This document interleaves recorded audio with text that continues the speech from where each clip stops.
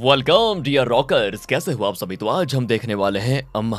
दोस्तों, आज की ये मूवी एक ऐसे इंसान पर होने वाली है जिसके बगैर जीने का हम सोच भी नहीं सकते, और वो इंसान है माँ। माँ की ममता से बढ़कर दुनिया में कोई मोल नहीं। वो बच्चों के लिए हमेशा कुछ भी कर गुजरने को तैयार रहती है, और आज हम इस मूवी में एक माँ की सच्ची ममता, उसके बच्चे उसके लिए कितना ज्यादा अहमियत रखते हैं, माँ बच्चों के लिए किस हद तक गुजर सकती है, सब देखेंगे। तो कहानी की शुरुआत सावित्री नाम की महिला से होती है। वो एक केक की दुकान पर आकर एक बढ़िया सा केक ऑर्डर करती है। तो दुकान पे काम करने वाली महिला कहती है, नाम बताइए क्या लिखवाना है। सावित्री कहती है, बेबी लिख दो, क्योंकि 14 साल के इंतजार के बाद आज पहली बार मुझे खुशखबरी मिली है। माँ बनने वाली हूँ मैं, और ये खुशी मुझे बर्दाश्त नहीं हो रही। ऐसा लग रहा है मैंने 14 साल का वनवास काटा है, जिसका फल आज जाकर मुझे मिला। मेरी तरह अगर किसी और ने भी बच्चे का इतना इंतजार किया होगा तो वो मेरी खुशी को समझ सकता है। अब मेरी गोद कभी सूनी नहीं रहेगी। इतना कहकर वो डॉक्टर से मिलने चली जाती है, और वो केक डॉक्टर को देते हुए कहती है, ये लीजिए, मुंह मीठा कीजिए, आपने इतनी अच्छी खबर जो मुझे दी है। तो डॉक्टर कहती है, मैंने आपसे कहा था ना, जब तक क्लियर रिपोर्ट नहीं आ जाती तब तक आपको एक्साइटेड होने की जरूरत नहीं है। अब सारी रिपोर्टें आ चुकी हैं, और रिपोर्ट के अनुसार ये बात भी सच है कि आप माँ बनने वाली है। पर एक दुखद खबर भी है, और वो ये है कि आप इस बच्चे को जन्म नहीं दे सकती, वरना आपकी जान को खतरा है। हमें आपका ऑपरेशन करना होगा, और इस ऑपरेशन के बाद आपके माँ बनने के चांसेस हमेशा हमेशा के लिए खत्म हो जाएंगे। मुझे माफ कर देना, पर मैं कुछ नहीं कर सकती। सुनकर दोस्तों सावित्री का तो दिल टूट जाता है। वो खुद को संभाल ही नहीं पाती कि आज ही उसे इतनी खुशी मिली और आज ही सब खत्म हो गया। सोचती है कि मैंने किसी का क्या बिगाड़ा था जो भगवान ने मुझे ऐसी सजा दी है। अगले सीन में हम एक छोटे से गांव का सीन देखते हैं जो जंगलों और पहाड़ों के बीच बना हुआ है। उस गांव में रमेश नाम का बंदा आता है। उसके स्वागत में राजू नाम का आदमी पहले उसका इंतजार कर रहा होता है, क्योंकि असल में दोस्तों रमेश सड़क वगैरह बनाने का कॉन्ट्रैक्टर है। सरकार ने उसको जिम्मेदारी दी है कि गांव में जहां जहां सड़कें खराब हैं उसकी जांच करें और काम शुरू करके नई सड़कें बनाएं। इसी वजह से गांव के सारे लोग रमेश के आने से बहुत ज्यादा खुश होते हैं। मैंने आपको बताया ही है कि ये गांव पहाड़ों में बना हुआ है दोस्तों। कुछ भी इस जरूरत का सामान लेने के लिए लोगों को पहाड़ों और जंगलों के बीच रास्ते से फिर पार आना पड़ जाता है। आए दिन इमरजेंसी की वजह से लोग मारे जाते हैं। इलाज बहुत दूर है, जल्दी एम्बुलेंस वगैरह भी नहीं आ पाती। राजू रमेश से कहते हैं, आपको फिक्र करने की जरूरत नहीं है। आप जितने दिन चाहते हो आप यहाँ रह सकते हो और यहाँ की जांच कर सकते हो। हम लोग आपके रहने का बंदोबस्त भी कर देंगे और बताएंगे भी कि कहाँ कहाँ सड़कें खराब हैं। ये सुनकर रमेश राजू का शुक्रिया अदा करता है। तो राजू रमेश को जंगल में बने एक घर के पास लेकर आ जाता है जहाँ पे रमेश रह सकता है। और ये घर काफी पुराना है दोस्तों, और ऐसे घर में रहने की रमेश को आदत नहीं होती, क्योंकि यहाँ बाथरूम या नहाने के लिए घर के बाहर जाना पड़ता है। पर फिर भी वो एडजस्ट करने को तैयार है। उस गाँव में रहने वाली हम लक्ष्मी नाम की महिला को देखते हैं, जो अपनी पोती रुंजी के साथ अकेली रहती है। उसके परिवार में दूसरा कोई नहीं है, इसीलिए लक्ष्मी ही मजदूरी करके अपने परिवार में कोई अपना और रुंजी का गुजर बसर करती है। उसे जो काम मिल जाता बिना बेझिझक उसको कर लेती, ताकि 2 पैसे आ सके। यहाँ तक कि वो मेहनत मजदूरी से मिले पैसों से रुंजी को स्कूल भी भेजती है, क्योंकि उसने तो कभी पढ़ाई लिखाई की नहीं। कम से कम उसकी पोती तो पढ़ लिख जाएगी और उसका भविष्य अच्छा हो जाएगा। सब कुछ ठीक था दोस्तों, बस प्रॉब्लम ये थी कि रुंजी बोल नहीं सकती थी, इसीलिए लक्ष्मी उसका बहुत अच्छी तरह से ख्याल रखती है।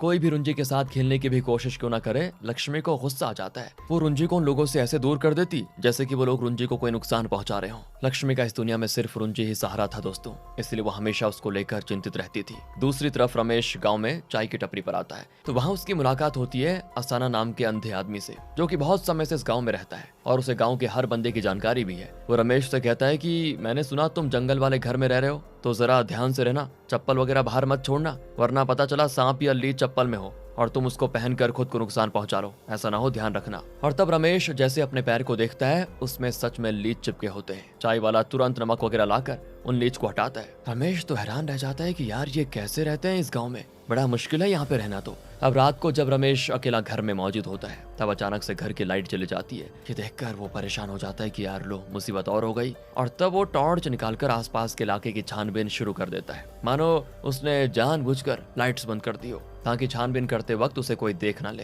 पर रमेश क्या ढूंढ रहा था कि अभी हमें नहीं दिखाया जाता। अगले दिन दोस्तों राजू रमेश को वो सारी जगह दिखाने के लिए लेकर जाता है जहाँ जहाँ सड़कें बनानी है। रमेश आया तो था सड़क देखने के लिए, लेकिन उसका ध्यान सड़कों पर होता ही नहीं। वो तो कुछ और ही चीज सोच रहा होता है, मानो कि वो इस गाँव में सड़कों के सिलसिले में नहीं बल्कि किसी और इरादे से आया हो। सच्चाई क्या है दोस्तों आगे पता चलेगी। दूसरी तरफ लक्ष्मी रुंजी को स्कूल छोड़कर अपने काम पे लग जाती है, लेकिन काम करते हुए उसको सीने में काफी ज्यादा दर्द होता है। ये दर्द उसको आज से नहीं बल्कि काफी समय से हो रहा है। डॉक्टर ने इलाज के लिए दवा भी लिख कर दी थी, पर यहाँ कोई सरकारी हॉस्पिटल नहीं है, ना ही सरकारी डॉक्टर, और जो दवाई उसको मिली है वो बहुत ही ज्यादा महंगी है। इसलिए पैसे बचाने के चक्कर में लक्ष्मी दवा खाती ही नहीं। उसके साथ काम करने वाली महिलाओं ने उसको कई बार समझाया भी, पर लक्ष्मी है कि मानने को तैयार ही नहीं होती। अब उसी रात रमेश अपने पड़ोस में रहने वाले बूढ़े अंकल से मिलने जाता है, क्योंकि उसे रात को नींद नहीं आती। वो अंकल से कहता है, आप लगता है काफी टाइम से यहाँ पर रह रहे हैं, तो जरा किस्से कहानियां सुनाइए इस गाँव की, मुझे इस गाँव के बारे में जानना है कि यहाँ कैसे लोग रहते हैं। तो अंकल कहते हैं, क्या बताऊं बेटा,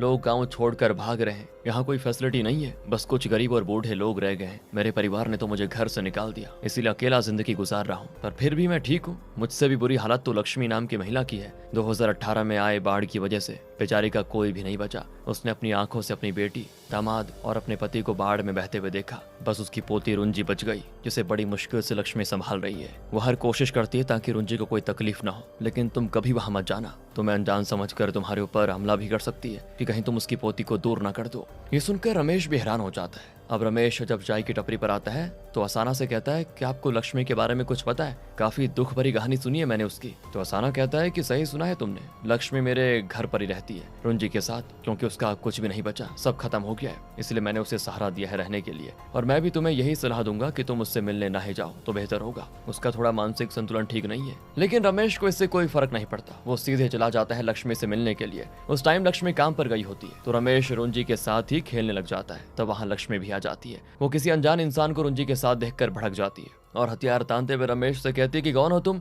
और मेरी रुंजी के साथ क्या कर रहे हो, दूर हो जाओ। सुनकर रमेश कहता है, क्या हो गया है तुम्हें, ऐसी क्यों बातें कर रही हो बहना, मैं कौन सा रुंजी को तुमसे दूर करने के लिए आया हूँ, तुम तो ऐसे डर रही हो जैसे कि तुम्हारी कोई चोरी पकड़ी गई हो। क्यों, सही कह रहा हूँ ना, क्या सच में तुमने कोई चोरी की है? रमेश के बात करने का टोन दोस्तों बिल्कुल अलग होता है, मानो वो सीधे सीधे लक्ष्मी पे आरोप लगा रहा हो कि उसने चोरी की है। और ये जानकर लक्ष्मी बिल्कुल सुन वो परेशान हो जाती है कि रमेश आखिर कह क्या रहा है। लक्ष्मी के हाव भाव से साफ पता चल जाता है कि कुछ तो बात है जिसे वो छुपा रही है, और वो क्या है दोस्तों, यही रमेश और हम जानना चाहते हैं। अब रमेश जैसे चाय की टपरी पर आता है, असाना उससे कहता है कि मना किया था ना मैंने तुम्हें कि तुम लक्ष्मी से मिलने मत जाना, फिर क्यों गए तुम, पछताओगे अब। इतना कहकर वो अपने डंडे की मदद से रमेश का गला घोंटने की कोशिश करता है ताकि वो उसे मार डाले, लेकिन रमेश बड़ी मुश्किल से जैसे तैसे खुद को बचाकर वहां से भाग जाता है कि ये बुढ़ा पागल हो गया है। दूसरी तरफ हालात ज्यादा खराब होने की वजह से लक्ष्मी डॉक्टर के पास जाती है, क्योंकि उसे डर होता है कि अगर उसे कुछ हो गया तो रुंजी का क्या होगा। तो डॉक्टर जब लक्ष्मी की पुरानी रिपोर्ट्स देखता है तो कहता है कि आप इतने सालों के बाद आ रही हैं, जबकि ये इलाज तो तभी करवाना चाहिए था।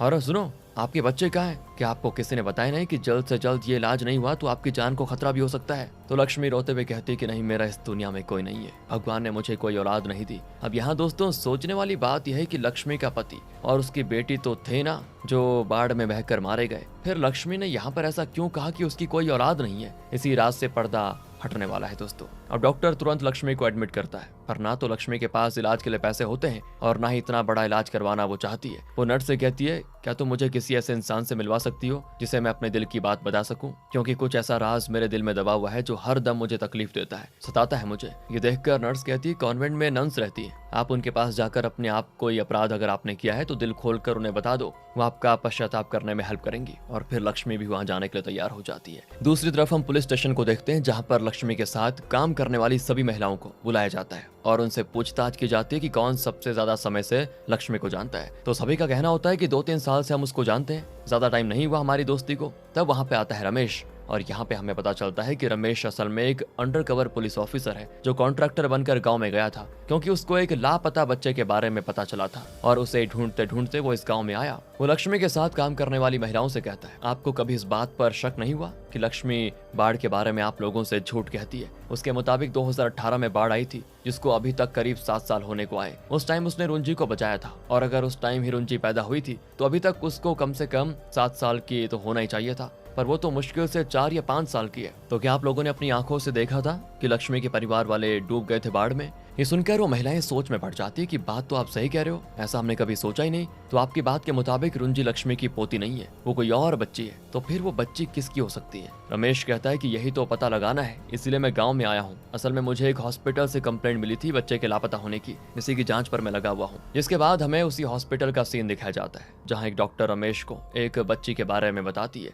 जिसे सरोगेसी की मदद से जन्म दिया गया था। तो डॉक्टर बताती है कि हमने एक अमीर महिला के कहने पर गाँव के ही गरीब महिला मीना पर सरोगेसी सरोगेसी का प्रोसेस किया था, लेकिन जब बच्चे ने जन्म दिया तो वो बच्ची उस अमीर महिला को पसंद नहीं आई, इसीलिए अमीर महिला ने बच्ची लेने से मना कर दिया। मीना को लगा कि शायद कुछ समय के बाद वो महिला बच्ची को एक्सेप्ट कर लेगी, लेकिन अमीर महिला ने ऐसा नहीं किया। वो बच्चा मीना का तक नहीं था, बस उसने अपनी कोख से जन्म दिया था। मीना गरीब थी तो उसने इस चीज पर हामी भर दी, लेकिन वो भी बच्ची को अपने पास नहीं रखना चाहती थी। इसीलिए डेली मीना और उस अमीर महिला के बीच बच्ची को लेकर झगड़ा होता रहता। पर हमने कुछ समय से देखा है कि मीना के पास भी वो बच्ची मौजूद नहीं है, इसलिए हमें डर है कि कहीं उस बच्ची के साथ कुछ गलत ना हो गया हो। तो रमेश कहता है कि वो अमीर महिला पागल थी क्या, ऐसे कैसे कोई बच्ची को एक्सेप्ट नहीं करेगा। तो डॉक्टर कहती है सरोगेसी में लोग अपनी मर्जी चलाने लग जाते हैं, बच्ची सिर्फ बोल नहीं सकती थी, इसलिए अमीर महिला ने बच्ची को लेने से मना कर दिया कि गूंगी लड़की इसका क्या करेंगे हम, तो इसलिए प्लीज आप उस बच्ची को ढूंढिए कि कहीं उसके साथ कुछ गलत ना हो गया हो। ये सुनकर रमेश भी हैरान रह जाता है। ये मामला कुछ साल पहले का था। रमेश ने बहुत मेहनत की उस बच्ची को ढूंढने में और आज जाकर उसे उस बच्चे का पता चला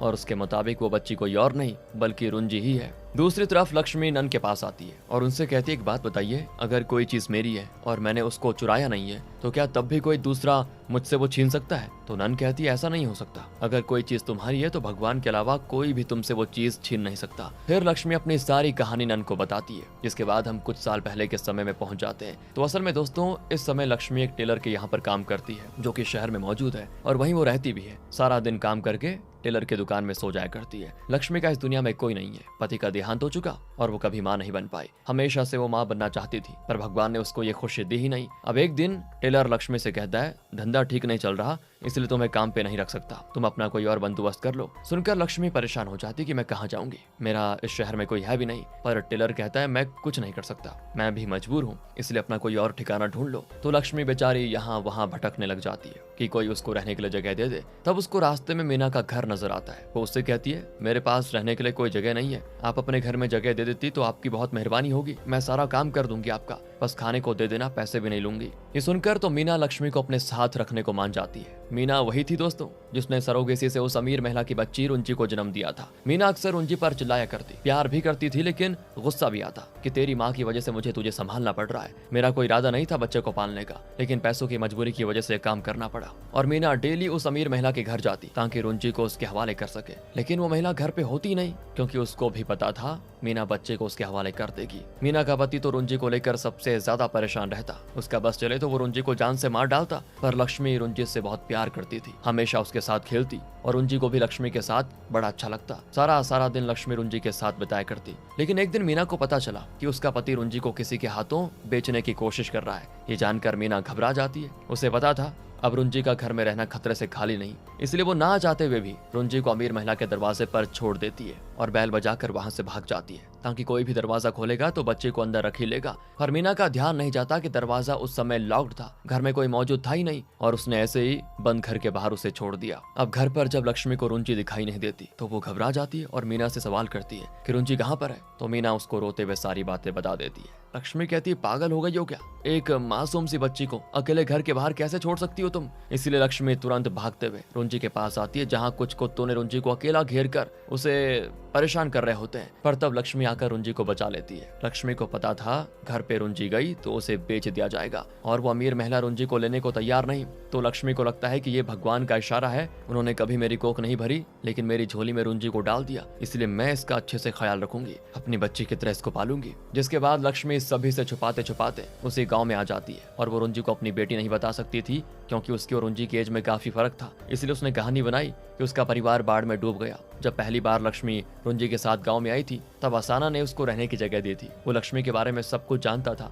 इसलिए उसने रमेश को मना किया लक्ष्मी के पास जाने से। और जब उसको लगा कि रमेश लक्ष्मी की सच्चाई जान चुका है और वो रुंजी को उससे दूर कर देगा तो उसने रमेश को मारने की कोशिश की पर कामयाब नहीं रहा। अब ये जानकर दोस्तों हम ये तो कह सकते हैं कि लक्ष्मी ने रुंजी को चुराया नहीं है, उस समय जो सबसे सही था रुंजी के लिए वही लक्ष्मी ने किया। यही राज वो अपने मन में हमेशा दबाए रहती थी। अब लक्ष्मी कॉन्वेंट से रुंजी के पास जा रही होती है क्योंकि उसके स्कूल से आने का टाइम हो गया होता है। अब लक्ष्मी कहती है कि अगर भगवान ने मुझे बचाना होगा तो वो मुझे बचा लेंगे और अगर उठाना होगा तो उठा लेंगे। दोस्तों पता नहीं भगवान को क्या मंजूर है, लेकिन लक्ष्मी को जितना जीना था वो जी चुकी है, इसलिए लक्ष्मी की उसी समय जान चली जाती है। लक्ष्मी बेचारी भगवान को प्यारी हो जाती है। एक मुसीबत की मारी महिला जिसने बच्चे के प्यार के लिए क्या कुछ नहीं किया, खुद तो कभी माँ नहीं बन पाई, लेकिन एक माँ से बढ़कर उसने रंजी का ख्याल रखा, दुनिया की हर मुसीबत से उसे बचाया, खुद तकलीफ में रही लेकिन रुंजी पर कभी आंच नहीं आने दिया। वो बच्चे जिसे सबने बेसहारा छोड़ दिया था, आज वही महिला रुंजी को फिर से अकेला और बेसहारा छोड़कर हमेशा हमेशा के लिए दुनिया से चली गई। गाँव वालों को लक्ष्मी की लाश मिलती है तो वो सब उसका अंतिम संस्कार करने में लग जाते हैं। रुंची बेचारी इस बात से अनजान कि उसकी माँ जैसी महिला उसके सामने मृत अवस्था में मौजूद है। अब उसका कोई सहारा नहीं, पर भगवान भी ना कहाँ किसी को बेसहारा छोड़ते हैं। कभी कोई चीज किसी के लिए दुख भरी हो जाती है तो किसी की जिंदगी में खुशियां भर जाती है। रुंजी को रमेश और सावित्री अडॉप्ट कर लेते हैं। वही मूवी की शुरुआत वाली सावित्री जो कभी माँ नहीं बन सकती, वो असल में रमेश की पत्नी थी। दोस्तों, रुंजी रमेश की जिंदगी में खुशियां भरने के बाद अब सावित्री और रमेश की जिंदगियों में खुशियां भर देती है और तब पहली बार रुंजी अपने मुंह से एक शब्द कहती है जो होता है माँ। और इसी इमोशनल सीन के साथ होती है दोस्तों ये मूवी यहाँ पे खत्म। मिलते हैं आपसे अगली वीडियो में, ध्यान रखिए अपना। Thanks for watching.